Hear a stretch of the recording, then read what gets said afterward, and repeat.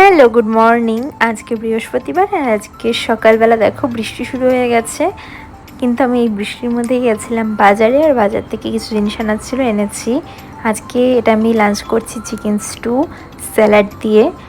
আর এই ওয়েদারে কিন্তু আমি স্নান টান করে একদম সুন্দরভাবে লাঞ্চ করেছি। বেশ ঠান্ডা ঠান্ডা ওয়েদার, তার মধ্যে গরম গরম স্টু চিকেনের, বেশ জমেই গেল লাঞ্চটা।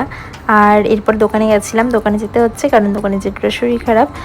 আর রেনকোট ক্যারি করেছিলাম কারণ এই ওয়েদারে রিস্ক নেওয়া যাবে না।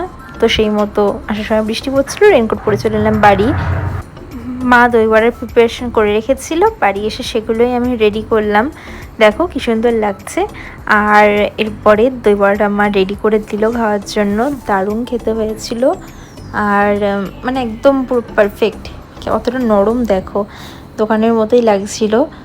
আর এর পরের দিন সকালবেলা মানে শুক্রবার দিন সকালবেলা আবার বেরিয়ে পড়েছি, যাচ্ছি এটিএমে, মানে চলে এসেছি এটিএমে, টাকা তুলে নিলাম। এরপরে গেলাম কৃষ্ণনগরের নতুন বাজারে। এই মিষ্টির দোকানটায় দই দারুণ করে, জামাষষ্ঠীর জন্য আমি দই 2 দিন আগেই নিয়ে রাখলাম, নাহলে ওখানে পাওয়া যায় না সেই টেস্ট।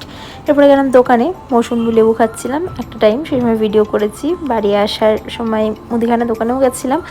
আজকেও আগের দিনে চিকেন স্টুটা ছিল, সেটা দিয়ে লাঞ্চটা কমপ্লিট করে নিলাম, সাথে স্যালাড ছিল, আগের দিনের মতো সেম লাঞ্চ। আর বিকেলবেলা খেলাম অ্যাফ্রেশটা খেয়ে রেডি হয়ে অ্যাফ্রেশ খেয়ে দোকান গেলাম।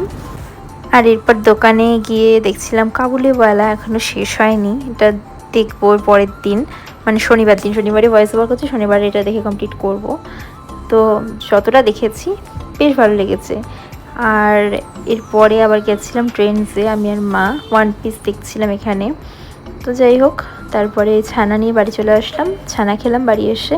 আজকের মতো ভিডিওটা চলে এটুকুই, আবার দেখা হবে তোমাদের সাথে, বাই।